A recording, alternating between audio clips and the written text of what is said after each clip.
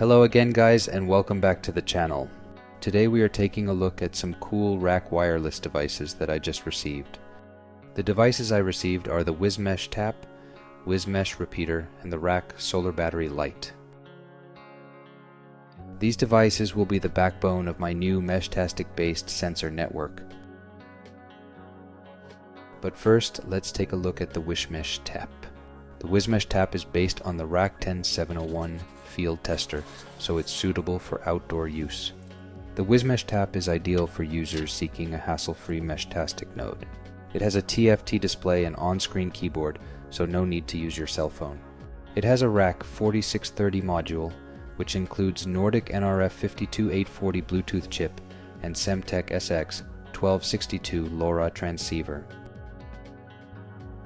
On the top it has an antenna connector, so upgrading to higher gain antennas is easy.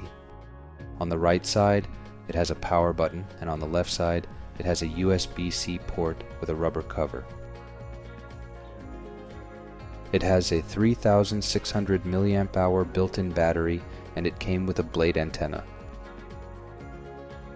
I'm going to make a separate video about the WisMesh Tap, and we are going to go through all of the features in more detail. Next up we have the WisMesh Repeater. The repeater is also based on RAK 4630, which includes NRF 52840 and SX 1262. It has IP66 rated waterproof enclosure, so it's protected against dust and powerful water jets. In the bottom, it has two weatherproof SP11 connectors, and in the top it has the external antenna connector. I heard that everything is standard RAK wireless hardware. Nothing is modified to run Meshtastic. The plan is to use WisMesh Repeater as totally independent system.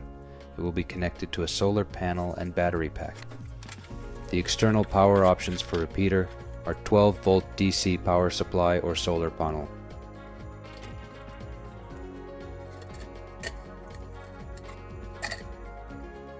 The Repeater has battery slots, but batteries cannot be used as the power consumption in Meshtastic use is too high. Inside there is also a USB-C port and a reset button. The device comes with handy wall mount, which can also be mounted to a pole since steel mounting strap is included. Repeater snaps into the mount, and it can be easily removed if necessary. Here's a quick look of the mounting hardware.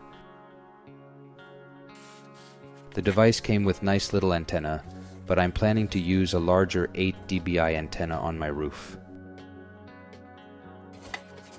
This is a 10-watt solar panel, and the size is about 34 × 27 centimeters. It also has SP11 connector that will attach to the battery pack. The panel seems to be of fairly good quality, and it has mounting holes for the included panel bracket. This is the RAK Solar Battery Lite.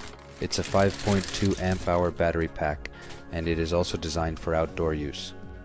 It has 2600 mAh lithium-ion cells connected in serial, and one BMS board, which is integrated 18-volt input solar charger. The battery pack has an integrated battery heater for colder weather conditions. The operating temperature is from -20 to 60 Celsius, but I will be doing tests in way colder weather during the winter. The enclosure has 3 SP11 connectors. One is PV input, and others are output 1 and output 2. We'll connect the WisMesh Repeater to one of the outputs, and we'll connect the solar panel to PV input. Also included is SP11 cable for connecting the battery and the repeater, and all the necessary mounting equipment.